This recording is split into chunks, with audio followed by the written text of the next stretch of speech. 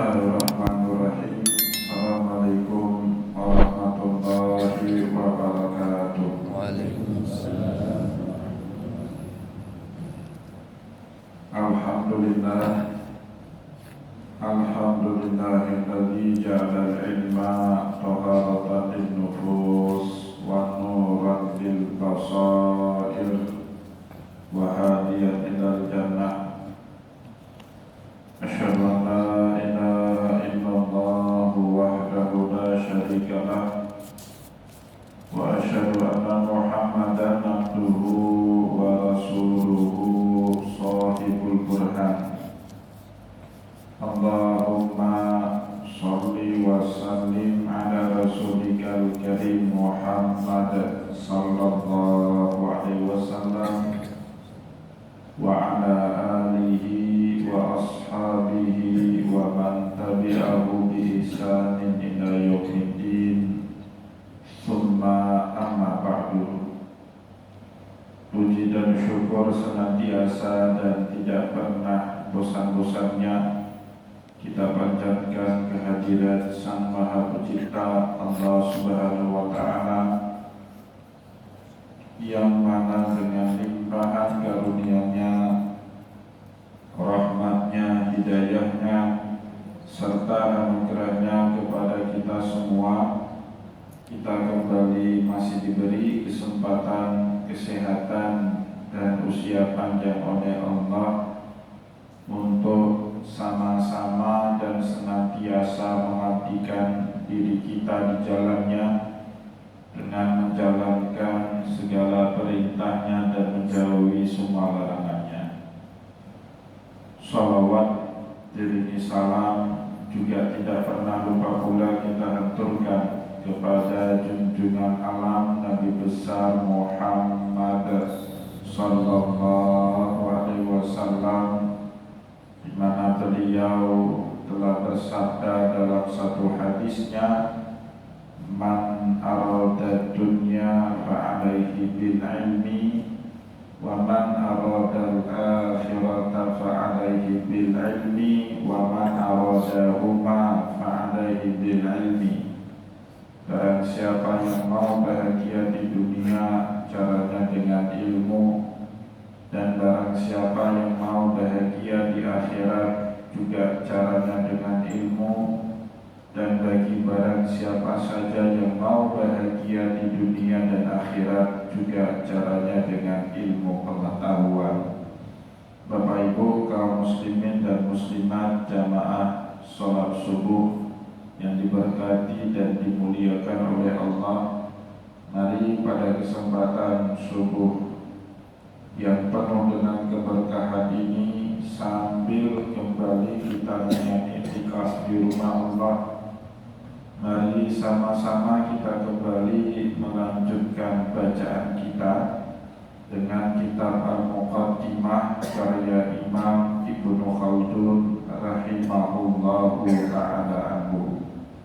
Dan insyaallah pada kesempatan subuh kali ini kita kembali akan melanjutkan bacaan kita dalam pasal yang pertama di dalam kitab yang kedua, fi anna ajyal al-badawi wal hadari tabi'iyatun.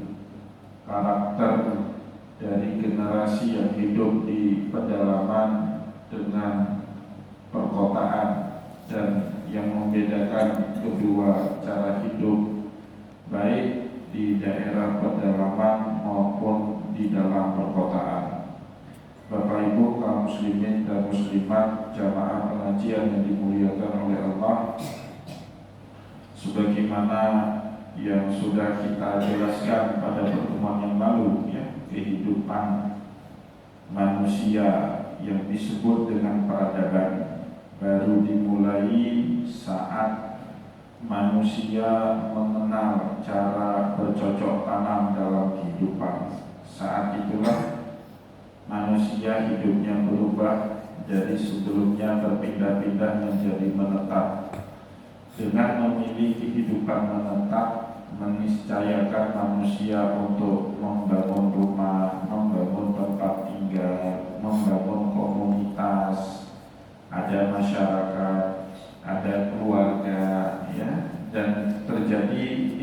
interaksi kehidupan sosial yang memang seperti itulah karakter utama dari manusia dalam kehidupan ini.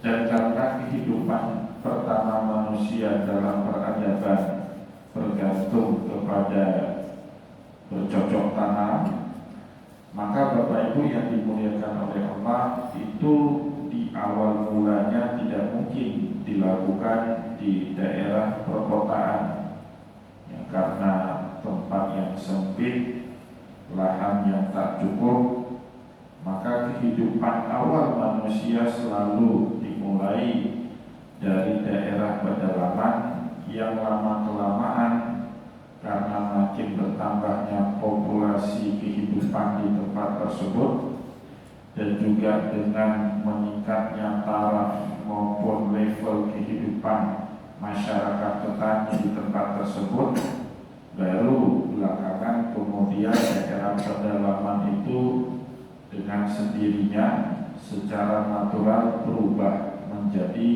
daerah-daerah perkotaan baru.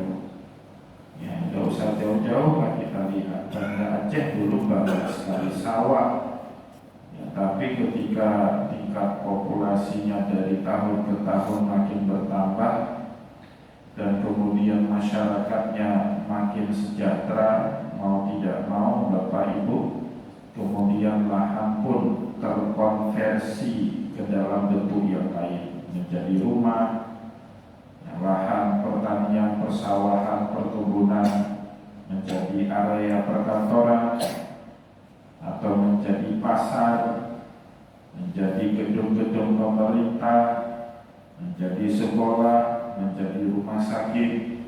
Itu suatu hal yang niscaya, yang mau tidak mau, senang atau tidak senang, kita tidak bisa menghindar dari keadaan seperti itu.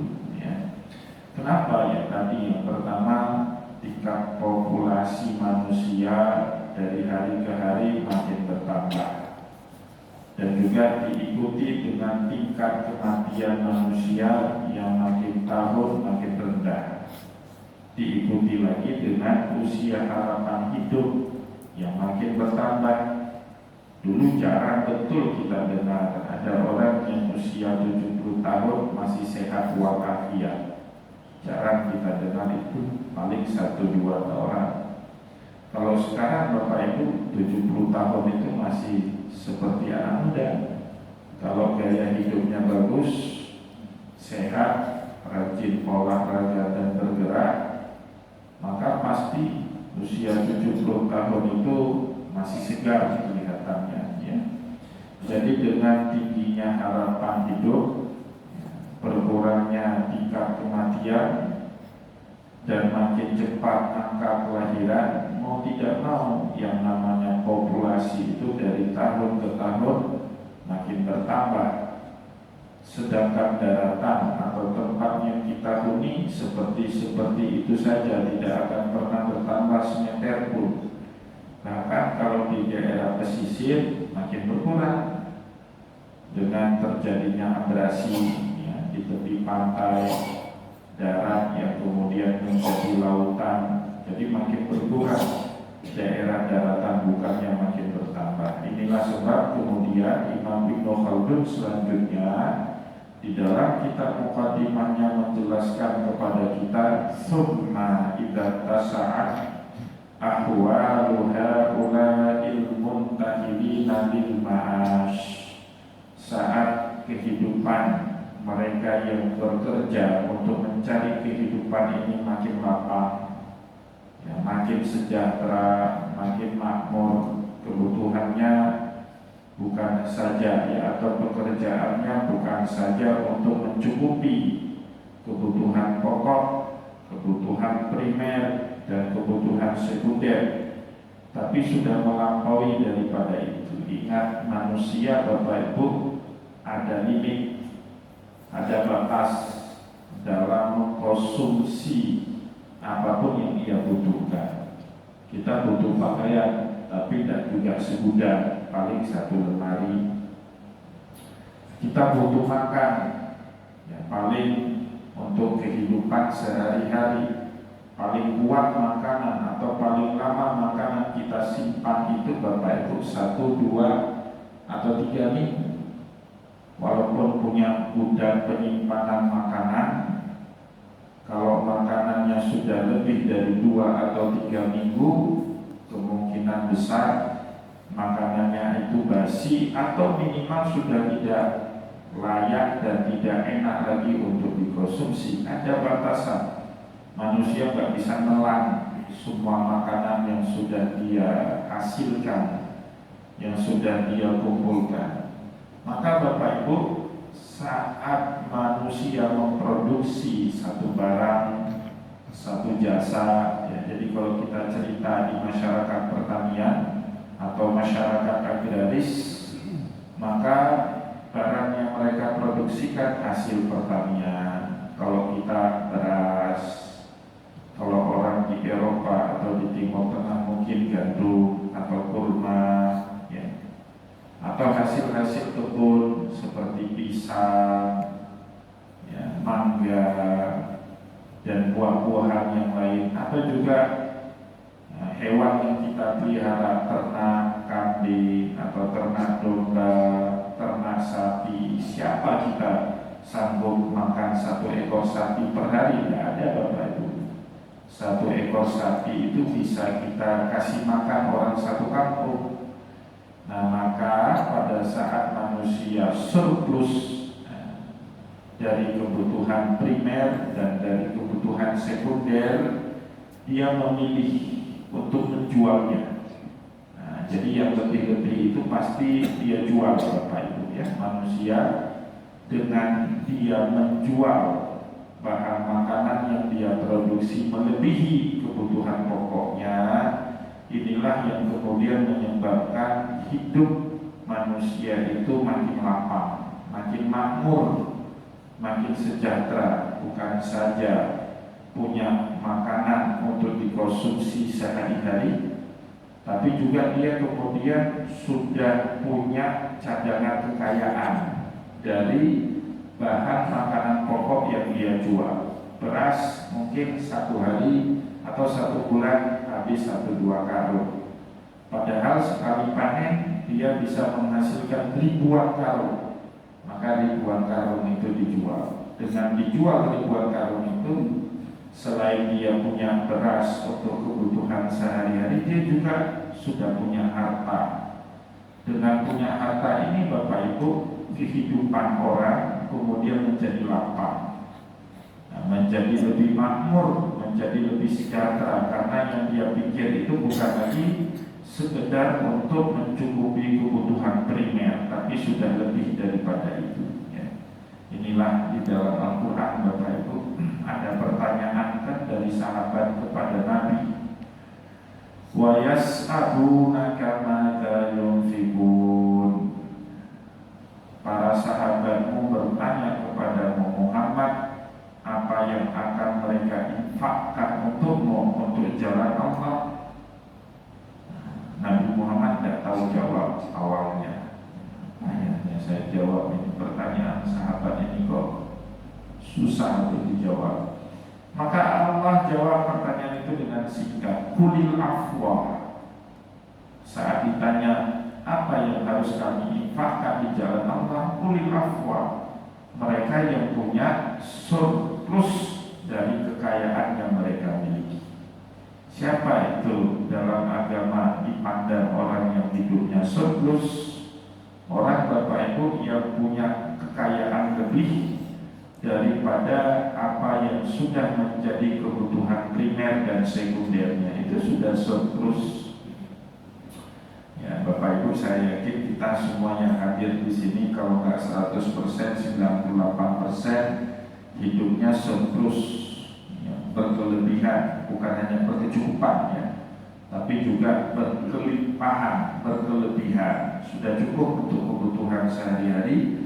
Baru kita bisa mikir untuk yang lain, ya, untuk kebutuhan-kebutuhan yang sifatnya sekunder ataupun bahkan tersier. Nah, ini yang dimaksud sama Imam Ibnu Khaldun, summa idza tasa'at ahwalu haula ilmun tahidina lil ma'ash.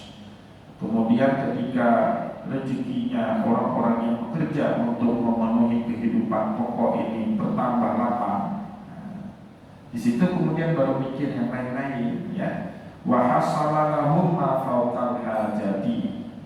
Mereka sudah mengakumulasi kekayaan jauh lebih besar di batas ambang kebutuhan mereka sehari-hari, minal ghina wa rafah. Bahkan bukan lagi orang yang hidupnya untuk kebutuhan sehari-hari, tapi sudah menjadi orang kaya, minal ghina, sudah jadi orang kaya, wa rafah, orang yang makmur dan sejahtera. Di situ baru manusia berpikir yang lain, kepikir naik haji, kepikir naik umrah. Maka sebutan haji itu Bapak Ibu sebenarnya sebutan apresiasi masyarakat untuk orang yang agamanya, yang kebutuhan dirinya dalam beragama itu sudah berlimpahan. Pastikan orang naik haji itu orang kaya, kan? Karena salah satu syarat haji itu apa? Istitoah. Ya, dia minimal punya simpanan kekayaan cukup buat bekal dia selama menunaikan haji dan bekal keluarga yang ditinggal di tanah air. Ya, dia punya bekal cukup. Maka kalau orang Cina, Bapak Ibu, orang kayanya itu identik dengan naga, karena kan hewan mitos Cina itu naga. Jadi biasanya orang kaya Cina itu yang bermata sipit disebut naga-naga yang kaya. Kalau di Indonesia ada istilah 9 naga. Lawannya kalau Islam itu 9 haji. Kenapa haji? Ya orang kaya dulu itu yang naik haji. Kalau sudah haji itu udah kaya itu. Nah, nanti jangan ada yang ngomong, haji kan nggak ada itu sebutannya di masa Nabi. Enggak Pak, itu cara orang kita mengapresiasi orang yang sudah berkelimpahan dalam kebutuhan sehari-hari, baik dalam agama maupun dunianya. Nah, maka dia akan mikir yang lain-lain. Ya, ibadah surplus itu kan haji Pak. Haji itu nggak semua orang wajib, beda dengan sholat. Kaya miskin wajib sholat, Bapak.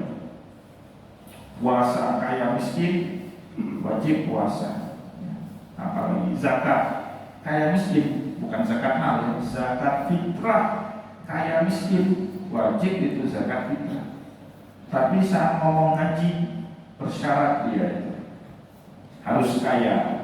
Kalau bahasa lebih santunnya itu mampu. Kalau kaya kan kesannya kapitalis sekali lah. Tapi ya memang itu juga dia, Bapak. Maka kalau di tradisi Cina itu orang kaya disebut 9 naga, dalam tradisi Islam orang kayanya disebut haji. Ya kan, daripada dia panggil kalau orang Cina toki, ya. Lebih bagus kita panggil orang kaya kita dengan sebutan haji, ya. Maka disebut dengan haji kenapa? Itu ibadahnya orang berkelimpahan, orang surplus, ya. Dan semua Bapak Ibu yang terlibat itulah berkahnya haji, ya. Maka saya baru kenapa Rasulullah itu ngajari doa paling hebat waktu haji itu. Allahumma ja'al hajjana hajjan mabrura. Kan itu doanya, ya. Ya Allah, jadikanlah ibadah haji kami haji yang mabrur, wa sa'yan mashkura, dan sa'i yang disyukuri, wa dzamban maghfura, dosa yang diampuni, wa amalan maqbula, amalan yang makbul, yang diterima di sisinya Allah. Di ujungnya apa? Wa tijaratan lan tabur, dan tijarah, dagang yang tidak pernah merugi. Coba lihat orang yang terlibat dalam haji, apakah jamaahnya itu tidak pernah rugi, Pak. Sampai menteri agamanya juga tidak rugi. Maka makin kaya menteri agama itu, ya. Nah, sekarang sudah dipisah lagi, ya, namanya Kementerian Haji dan Umrah. Jadi betul itu kata Rasulullah, wa tijaratan lan tabur, Dan tidak pernah dengar kita orang yang pulang naik haji itu bangkrut. Dan yang berkah itu, ya berkah itu. Orang naik haji itu tijarahnya, dagangannya, usahanya, karirnya itu tidak akan pernah surut, pasti makin naik bertambah. Itu sudah janjinya Rasulullah di dalam doa yang dia ajarkan kepada seluruh baik jamaah haji maupun jamaah umrah. Nah, maka Bapak Ibu yang dimuliakan oleh Allah, orang yang bekerja ya, dan bahkan sudah mampu menghasilkan wahasalalahum ma fawqal hajat, dia sudah bisa menghasilkan jauh di atas yang menjadi kebutuhan sehari-hari dia. Pada saat itu orang ini disebut dengan ghina wa rafa, orang yang kaya, orang yang hidupnya makmur, dan orang yang hidupnya sejahtera. Itu kan yang menjadi doa kita bersama, ya, doa Nabi, ya, baldatun thayyibatun wa rabbun ghafur, ya. Negeri yang makmur sejahtera yang Allah meridai masyarakat dari negeri itu, ya, itu cita-cita kita bersama Bapak Ibu, ya. Nabi dalam waktu singkat memakmurkan, memajukan kota Madinah hanya dalam waktu 10-11 tahun. Itu 2 periode lah jabatan wali kota itu kan. Nabi Muhammad cuma 11 tahun Pak di Madinah. Dalam 11 tahun selesai urusan buta huruf. Rasulullah wafat, tidak ada lagi masyarakat Madinah itu yang buta huruf. Pendidikannya sudah naik levelnya itu. Bahkan masyarakat Madinah, kota Madinah itu kan Nabi bawa negara kota kayak Singapura, Bapak Ibu. Madinah itu city state, negara kota, bukan negara kayak Indonesia yang ada hutan, ada kotanya, ada pedalaman, pelosok, ada ibu kotanya. Bukan, ini negara besar, city state, negara kecil. Tapi coba Bapak Ibu bayangkan, negara kecil ini menjadi negara penakluk. Dia mampu mengalahkan negara-negara yang lain, ya kan? Ekspansi atau yang disebut dalam sejarah Islam dengan istilah Futuhat al-Islamiyah. Ekspansinya udah kemana-mana itu, ngaruhnya orang-orang Madinah itu ke Syam, ya, bahkan di zaman Khalifah Umar Islam sampai ke Mesir. Coba bayangkan city state, negara kecil kayak Madinah bisa menaklukkan orang peradaban kuno. Mesir itu kan peradabannya sebelum Masehi, Bapak Ibu. Takluk sama negara kecil namanya Madinah. Nah, maka dalam Al-Quran itu ada sindiran, orang banyak tapi belum bodoh itu nggak ada manfaat daripada orang pintar tapi sedikit.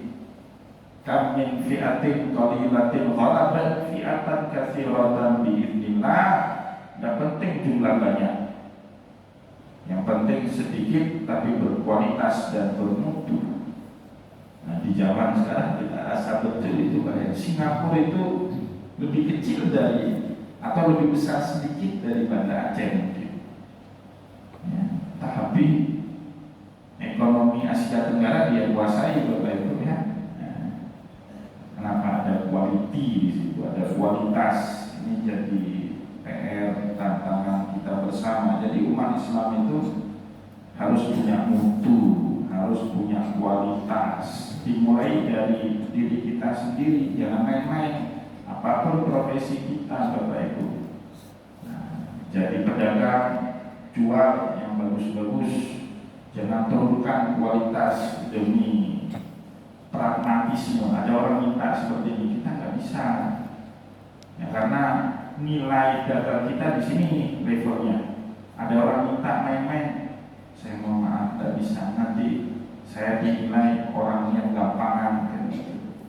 Kayak Pak Tito misalnya gambar rumah, diminta tolong yang agak murahan, digambar sama Pak Tito gambar yang murahan, tapi kan belakangan waktu ditanya ini siapa gambarnya, kok jelek kali rumah kan tercoreng nama baik Pak Tito.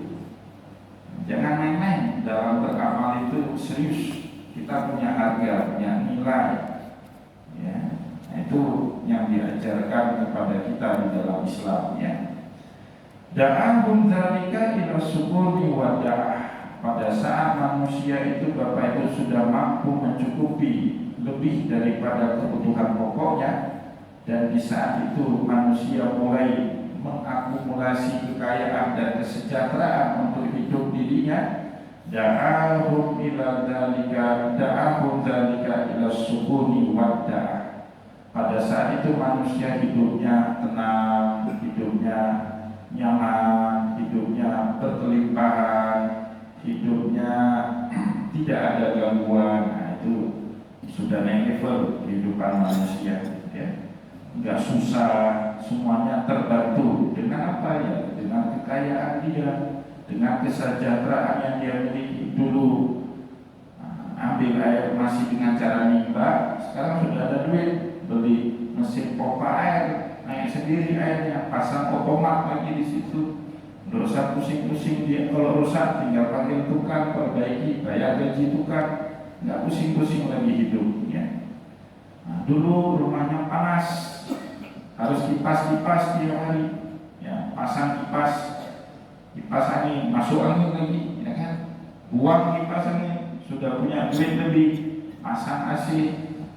Ingat saya Bapak Ibu tahun 90-an, AC itu barang mewah. Jadi percakapan itu di sekolah-sekolah, waktu saya sekolah dulu, rumah kamu ber-AC ya, hebat bapak kamu bisa beli AC, jadi barang mewah. Nah, kalau ada teman kita rumahnya ber-AC itu jadi pujian ya. Tapi di zaman sekarang AC itu barang murah, di mana-mana ada AC, masjid nggak ada AC protes jamaahnya. Nah, mau sholat lagi, ya, mana ada tahun 90-an masjid ada AC, Bapak tidak ada. Ya, tapi sekarang ber-AC semua, ya, nyaman hidupnya. Kenapa? Berarti tandanya saat itu manusia sudah mampu mencukupi apa yang menjadi kebutuhan pokoknya, sudah berkelimpahan. Sadar atau tidak sadar, kita akui atau tidak akui, taraf kehidupan kita sekarang Bapak Ibu jauh di atas kehidupan orang-orang yang hidup di tahun 70, 80, 90-an.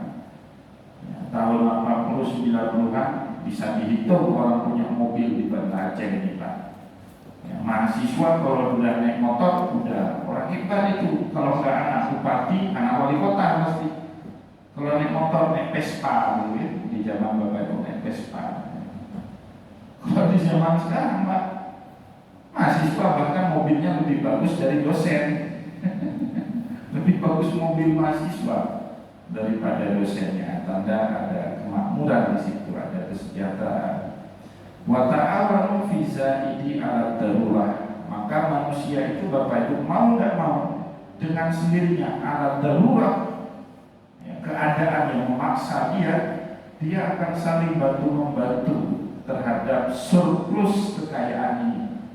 Nah, pasti itu akan saling bantu membantu. Tadi kita punya hasil panen berlimpah, tapi nggak tahu cara jualannya gimana. Nah, itu sudah ada orang yang bantu. Udah kasih saja, saya tampung, kita buat koperasi, ya ada aja itu. Itu kehidupan manusia seperti itu. Nah, kita buat koperasi, nanti koperasinya nampung, nanti koperasinya akan jual. Atau ada orang yang bisa lihat peluang, ini banyak gabah padi di sini, tapi nggak ada yang ngolah. Akhirnya di tengah-tengah hamparan persawahan yang sangat besar itu dia bangun pabrik padi, untuk jadi tempat pengolahan padi. Ada aja itu manusia mikir, nggak usah ada aturan, itu nggak usah diintervensi sama pemerintah, pasti manusia akan jalan dengan sendirinya. Dia at-ta'awunu fi zaidi ala darurati. Manusia itu akan bahu membahu membantu orang yang sudah punya surplus dari apa yang sudah menjadi kebutuhan pokoknya.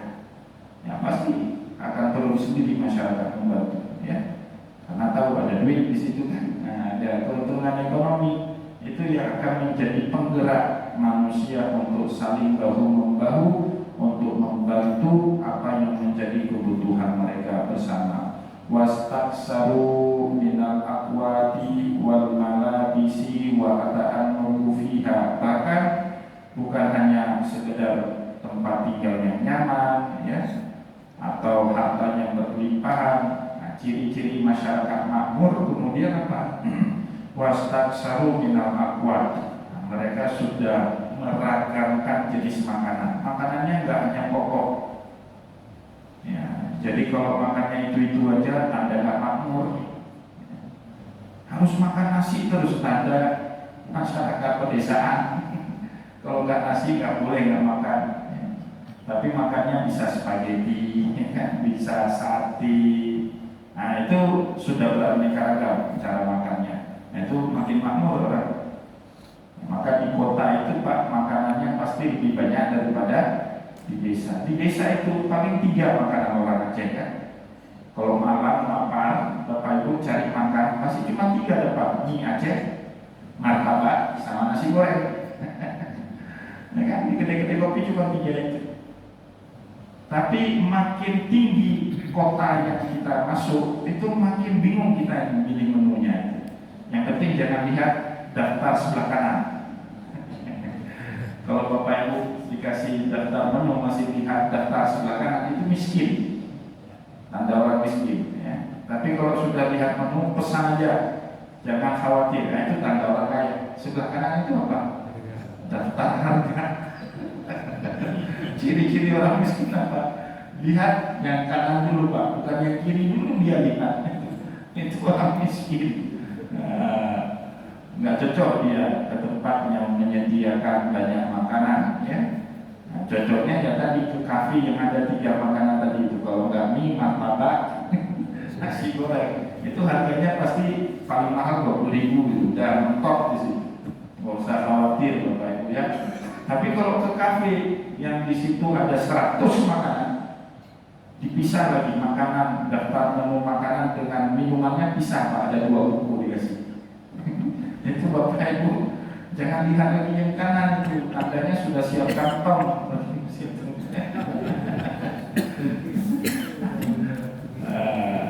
Iya, ada sebagian kita Pak dikasih menu yang dia lihat harga. Dan aneh itu, ya mentalnya aneh. Ya, mau duduk di tempat orang kaya, tapi kantongnya miskin. Seharusnya tinggal lihat aja kan makanan apa yang mau dia makan kan, pilih yang enggak. Harga ternyata menentukan enak atau enggak enak. Enak makanan, harga enggak enak. Kayaknya mikir juga makan ini dulu ya Allah. Bapak Ibu kaum muslimin dan muslimat jamaah pengajian yang dimuliakan oleh Allah. Jadi tahap lanjutannya manusia apa? Wastaksaru minal aqwa. Dia akan memperbanyak jenis makanan beraneka ragam. Nah, itulah muncul wisata kuliner. Wisata kuliner muncul nggak di kampung? Enggak kan? Di kota dia Pak letaknya itu. Wal malabis, berbagai macam variasi baju, fashion akan muncul itu. Coba lihat sepanjang jalannya makam ini Pak, berapa buah toko baju, berapa buah tempat makan. Nggak sanggup kita itu. Ya, jumlah masyarakat kita mungkin seimbang dengan toko baju dengan toko makanannya, banyaknya itu. Ya. Sudah seperti itu. Watawassu'atil buyut, dan tahap berikutnya dia juga mikir renovasi rumah, luaskan rumah saya, nata nomor judi. Kita keluar loh, makanya itu ciri-ciri manusia Pak. Wa ihtitatil mudun, maka banyak orang tanya, Ustaz, kok beli rumah tanahnya kecil? Saya nggak terpikir rumah saya itu banyak tamu Pak. Waktu saya beli 2016 itu saya punya pikiran siapa mau ke rumah saya itu, udah kan beli rumah kecil aja. Sekarang tamunya udah banyak. Kalau tamu datang ke rumah saya juga nggak ada tempat parkir. Karena saya dulu nggak kepikiran ke situ. Ya, siapa yang mau pergi ke rumah saya? Ya udahlah beli rumah sederhana aja. Ya, tapi ternyata tamunya ramai. Nah, jadi manusia nanti akan mikir gimana ini sudah banyak harta, sudah berkelimpahan. Ya, rumah kita lebarkan, nah, kita besarkan.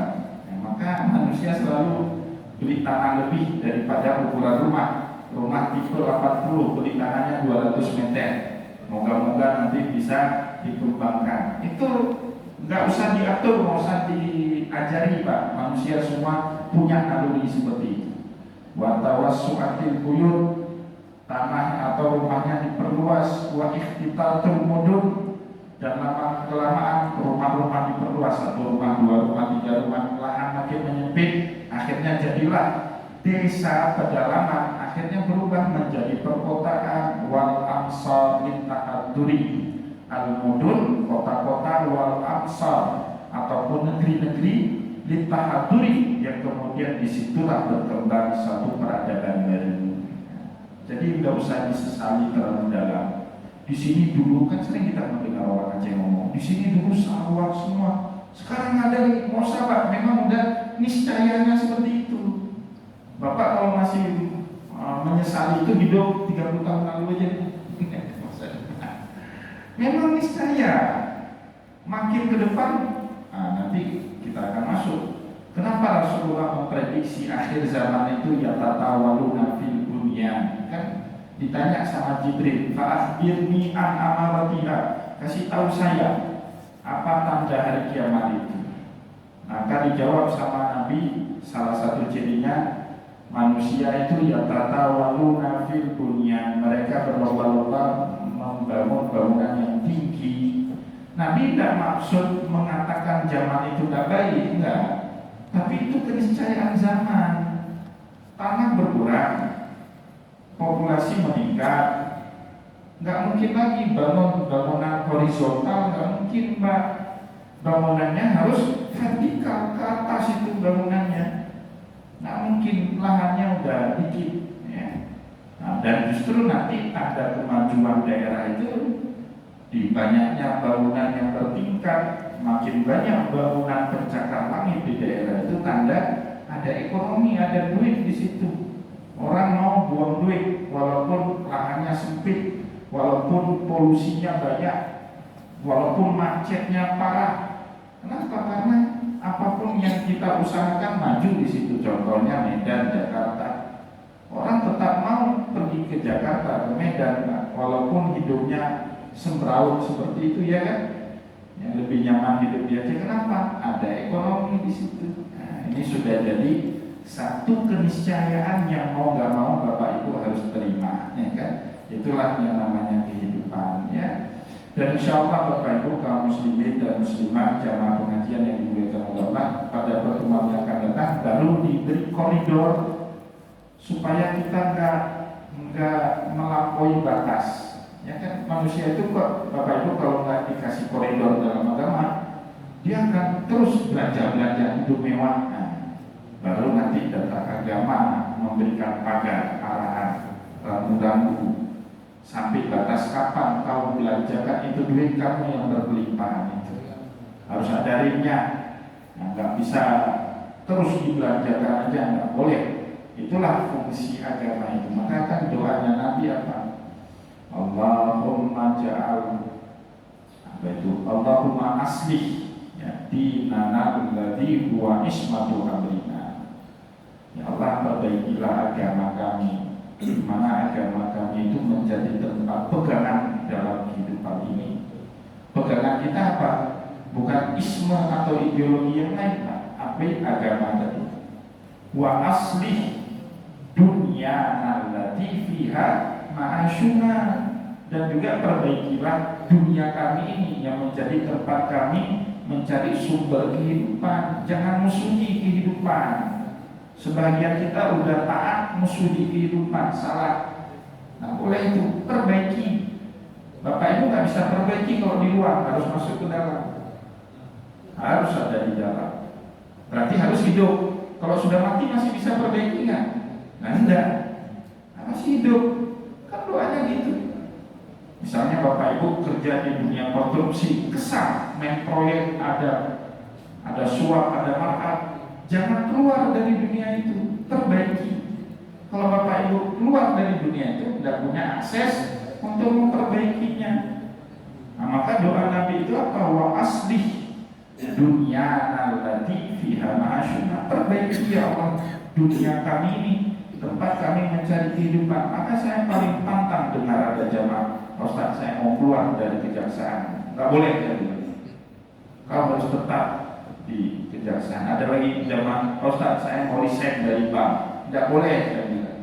Kamu harus tetap imbang. Kalau perlu hidupkan majelis zikir, majelis salawat, majelis taklim di bank itu, supaya orang bank jangan kapitalis sekali cara pikir. Kan itu cara doa Nabi, wa asli akhiratan allati ilaiha ma'aduna, dan perbaiki juga kehidupan akhirat kami, karena disitulah kami akan kembali. Kita kembalinya nggak di dunia, Pak, kembalinya ke akhirat. Itu keseimbangan doa yang diajarkan. Jadi jangan pernah musuhi dunia, karena dunia ini tempat kita hidup ya. Jadi kita pahami dunia ya.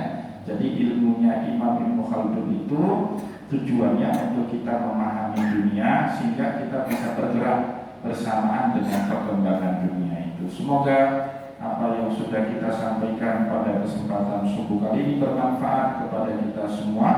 Saya mohon maaf jika ada yang tidak berkenan. Wallahu muwaffiq ila aqwamit thariq wa nasrul minallah wa tawakkal. Wassalamualaikum